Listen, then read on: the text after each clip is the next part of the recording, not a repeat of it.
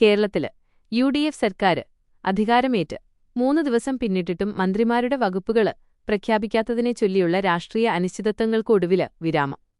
മുന്നണിക്കുള്ളിലെ തീവ്രമായ ചർച്ചകൾക്കും വിലപേശലുകൾക്കും ശേഷം 21 അംഗ UDF മന്ത്രിസഭയിലെ വകുപ്പ് വിഭജനം പൂർത്തിയാക്കി മന്ത്രിമാരുടെ അന്തിമ പട്ടിക മുഖ്യമന്ത്രി വി.ഡി.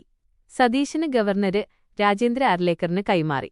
വകുപ്പുകളെ ചൊല്ലി കോൺഗ്രസിനകത്തും ഘടകകക്ഷിയായ മുസ്ലിം ലീഗിലും കടുത്ത വടംവലികളാണ് കഴിഞ്ഞ ദിവസങ്ങളില് നടന്നതെന്നാണ് സൂചന.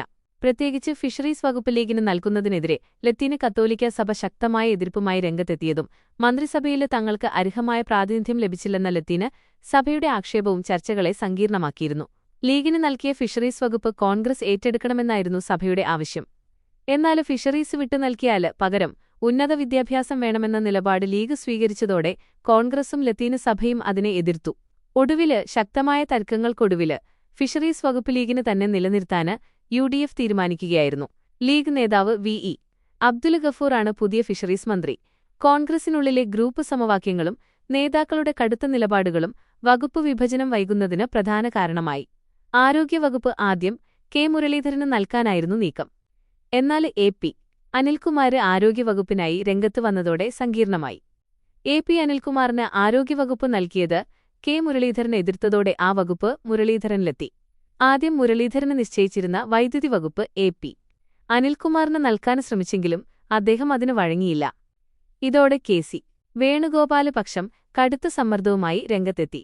മുരളീധരന് നൽകാന് നിശ്ചയിച്ച ദേവസ്വം വകുപ്പുകൂടി അനിൽകുമാറിന് നൽകി പ്രശ്നം പരിഹരിക്കാനും പകരം യുവജനക്ഷേമവും കായികവും മുരളീധരന് നൽകാനും ആലോചന നടന്നെങ്കിലും ഒടുവില് തർക്കങ്ങള് പരിഹരിച്ച് റവന്യൂ വകുപ്പ് A.P.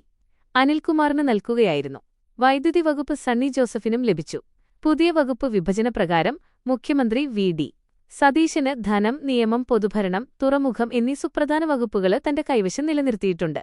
സാധാരണയായി കേരളത്തില് മുഖ്യമന്ത്രിമാര് കൈകാര്യം ചെയ്യാറുള്ള ആഭ്യന്തരവും വിജിലൻസും ഇത്തവണ മുതിർന്ന കോൺഗ്രസ് നേതാവ് രമേശ് ചെന്നിത്തലയ്ക്കാണ് ലഭിച്ചിരിക്കുന്നത്. 21 ലക്ഷത്തോളം സന്തുഷ്ടരായ ഉപഭോക്താക്കളും 2 ലക്ഷത്തോളം തിമിര ശസ്ത്രക്രിയകളും പൂർത്തിയാക്കിയ മലബാറിലെ ഏക കണ്ണാശുപത്രി Alsalama eye hospital, hospital road, Perinthalmanna. Muslim ലീഗിലെ പ്രമുഖ നേതാവായ P.K. കുഞ്ഞാലിക്കുട്ടിക്ക് വ്യവസായവും IT-യും ലഭിച്ചപ്പോൾ കെ. മുരളീധരന് ആരോഗ്യവും ദേവസ്വവും അനുവദിച്ചു. P.C. വിഷ്ണുനാഥിന് ടൂറിസം, സാംസ്കാരികം, സിനിമാ വകുപ്പുകളും K.M. ഷാജിക്ക് തദ്ദേശ സ്വയംഭരണ വകുപ്പും ലഭിച്ചു.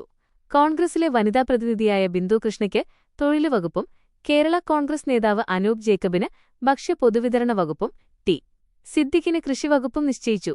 യുവനേതാവായ റോജി എം. ജോണിന് ഉന്നത വിദ്യാഭ്യാസവും എം. ലിജുവിന് എക്സൈസ് സഹകരണ വകുപ്പുകളുമാണ് ലഭിച്ചത്. മറ്റു പ്രധാന ഘടകകക്ഷി നേതാക്കളായ C.P. ജോണിന് ഗതാഗതവും മോൻസ് ജോസഫിന് ജലവിഭവവും ഷിബു ബേബി ജോണിന് വനം വകുപ്പും ലഭിച്ചു. മുസ്ലിം ലീഗിലെ P.K. ബഷീറിന് പൊതുമരാമത്തും N. ഷംസുദ്ദീന് പൊതുവിദ്യാഭ്യാസം, ന്യൂനപക്ഷക്ഷേമം, ഹജ്ജ് വകുപ്പുകളും ലഭിച്ചപ്പോൾ K.A. തുളസിക്ക് പിന്നാക്ക സൃദായ വികസനവും O.J. ജനീഷിന് യുവജനക്ഷേമ വകുപ്പും കൈമാറി. ഇത് സംബന്ധിച്ച ഔദ്യോഗിക ഗസറ്റ് വിജ്ഞാപനം ഉടനെ പുറത്തിറങ്ങും. അതിനിടെ അമ്പലപ്പുഴ മണ്ഡലത്തില് നിന്ന് UDF പിന്തുണയോടെ സ്വതന്ത്രനായി വിജയിച്ച മുതിർന്ന നിയമസഭാംഗം G. സുധാകരന് പുതിയ സഭയുടെ പ്രോടം സ്പീക്കറായി സത്യപ്രതിജ്ഞ ചെയ്ത് അധികാരമേറ്റു. രാജ്ഭവനില് നടന്ന ഔദ്യോഗിക ചടങ്ങില് ഗവർണര് രാജേന്ദ്ര അർലേക്കര് അദ്ദേഹത്തിന് സത്യവാചകം ചൊല്ലിക്കൊടുത്തു. മുഖ്യമന്ത്രി വി.ഡി. സതീശനും പുതിയ മന്ത്രിമാരും ചടങ്ങില് സാക്ഷ്യം വഹിച്ചു. 16-ാം നിയമസഭയിലെ ആദ്യ അംഗമായാണ് അദ്ദേഹം സത്യപ്രതിജ്ഞ ചെയ്തത്. നാളെ നിയമസഭയില് നടക്കുന്ന പ്രത്യേക ചടങ്ങില് പ്രോടം സ്പീക്കര് G. സുധാകരനായിരിക്കും മറ്റെല്ലാ MLA-മാരെയും സത്യപ്രതിജ്ഞ ചെയ്യിക്കുക. തുടർന്ന് മറ്റന്നാള് നടക്കുന്ന പുതിയ നിയമസഭാ സ്പീക്കര് തെരഞ്ഞെടുപ്പ് പ്രക്രിയകളും G. സുധാകരന്റെ നേതൃത്വത്തിലായിരിക്കും സഭയില് നടക്കുക.